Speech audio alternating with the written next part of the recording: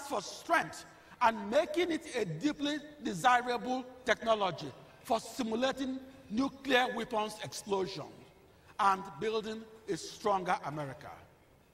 It's an open secret that the world's fastest supercomputer was built as special and state secret for designing atomic bombs. So the unstated goal of the fastest supercomputer is to lift U.S. image, build a stronger America, and use this critical technology to remind the world about its sole superpower status. 25 years ago, I had almost exclusive use of the first supercomputer as we define it today. It was by no means your everyday supercomputer. It was like an exotic machine from a futuristic science fiction novel. From my perspective as the programmer, the Hypercube was the most fearsome supercomputer, comprised of a massive communication network which was crying to be let loose on the most difficult problems, the 20 grand challenge. Our descendants will not need the computer around them because there will be the computer. I envision our descendants as super intelligent cyborgs and genius computer programmers. In a millennium, a storyteller might tell our descendants this story. Once upon a time, a teenage cyborg, half man, half machine, wrote 1 million lines of supercomputer code. As an adult, he invented and installed a mega supercomputer in a sports stadium and fed the machine the wisdom of our forebears. He even gave it a name, Deep Thought. This cyborg invited world leaders to a grand unveiling ceremony. After an eloquent speech lauding Deep Thought's power, this great cyborg asked a revered mathematician to pose to his supercomputer one of the 7 millennium problems that had stumped generations of mathematicians. Within seconds, Deep Thought spat out the correct answer. The genius smiled with satisfaction as he sat like a king on his throne. He gently urged other dignitaries to pose the most profound questions. The audience held its breath as the supercomputer correctly answered them all. Finally, His Holiness, the Dalai Lama, cleared his throat and asked, "Is there a God?" The cyborg turned to Deep Thought apprehensively.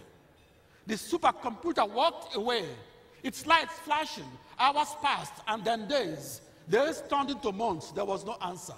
After a year, it finally produced an error message. I lack the data and power needed to answer this question. The stadium erupted in laughter as everyone mocked this genius supercomputer that couldn't determine if God existed. Flabbergasted, the great cyborg commanded his fellow cyborgs to interface his machine with all the computers in all the homes and offices in the world. "Is there a God?" he asked again. After a second year of continuous calculations, the supercomputer blinked. Still not enough power. Confounded, the genius cyborg ordered that the machines be connected to every remaining microprocessors. Thus upgraded, Deep Thought became omniscient and was hailed as the mother of all mega supercomputers. "Is there a God?"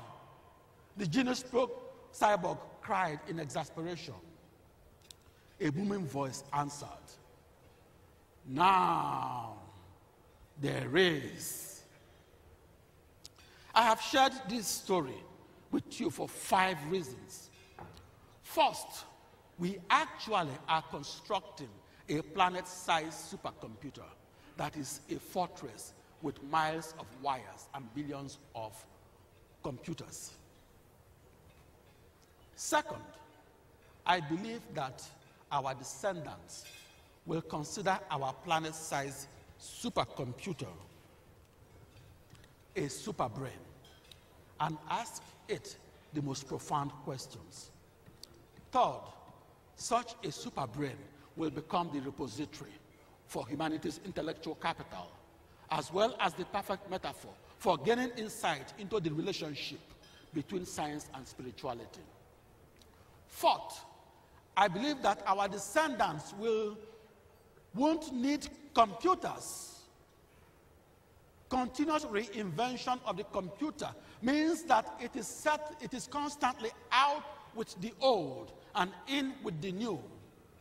As we continuously reinvent the supercomputer, which is the computer of tomorrow, the computer will become less comprehensible and more complex.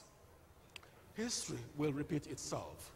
What is new and incredible today will be the norm and expected of tomorrow. The television evolved from radio technology. Fortunately, the name changed to distinguish both technologies. In the 1940s, a 7-year-old boy was asked which he preferred, radio or television. The boy answered nonchalantly, "I prefer radio because the pictures were better." Like the radio, the computer has been continuously reinvented, but the name remains the same.